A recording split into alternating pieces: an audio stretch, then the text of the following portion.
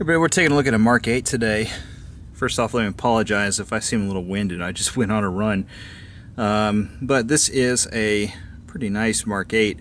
Man, I just am totally jealous of whoever gets this, because this one's got a fantastic action on it. I mean, you can barely even break the detent on this thing, and it just rockets out. Part of the reason why is because you can see the blade here has got a high polish finish on the flats. So there's a lot of friction reduction underneath of that ball bearing detent right here. There's also a ramp for the ball bearing to move on for closure, so it doesn't have that real strong detent that you have to break when you're trying to close the knife. It actually just kind of ramps it up, so really easy to close.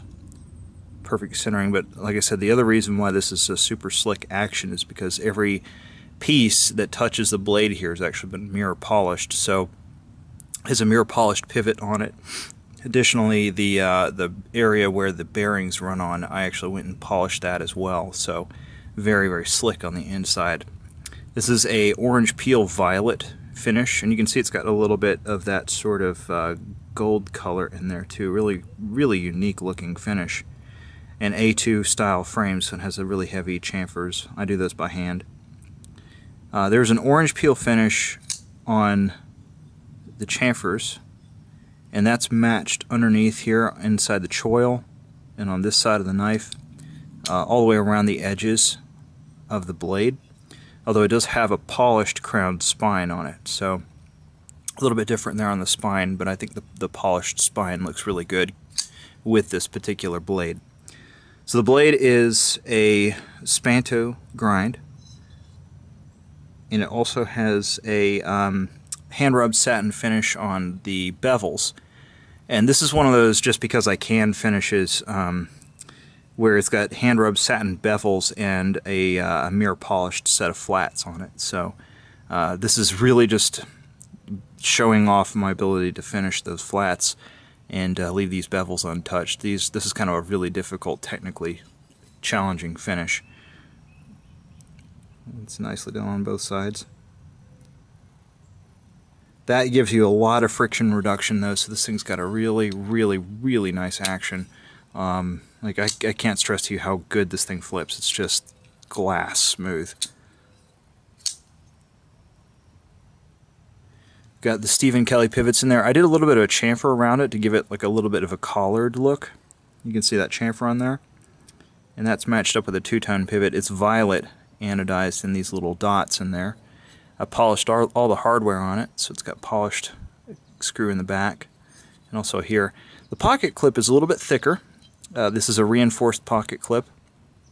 It has a heavier chamfer on the edges. I think it looks a little bit more like the Mark 10 A2s, which I think is overall in keeping a little bit more with the aesthetic that I've been moving towards, which is a little more angular and modern. The inside is also jeweled all over the place. I don't know if you can see that up in there. And typical Mk8 accoutrements, got the tapered frame on it, of course. I/O stop, so it's all integrated into here. Ball bearings, internal stop pin, the works.